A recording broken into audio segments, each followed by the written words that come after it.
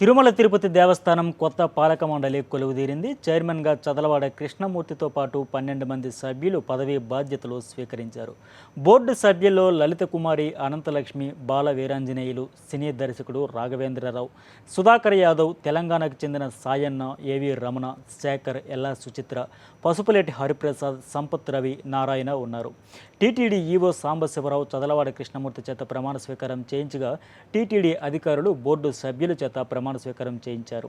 శ్రీవారి ఆలయంలో స్వామివారి ఆశీస్సులు స్వీకరించిన అనంతరం పదవీ బాధ్యతలు చేపట్టారు. శ్రీవారి భక్తులకు మంచినీటి సౌకర్యం, సామాన్య భక్తులకు శ్రీవారి దర్శనం, తిరుమల వెంకన్న ఆస్తుల పరిరక్షణకు తొలి ప్రాధాన్యత ఇస్తానని చదలవాడ కృష్ణమూర్తి స్పష్టం చేశారు.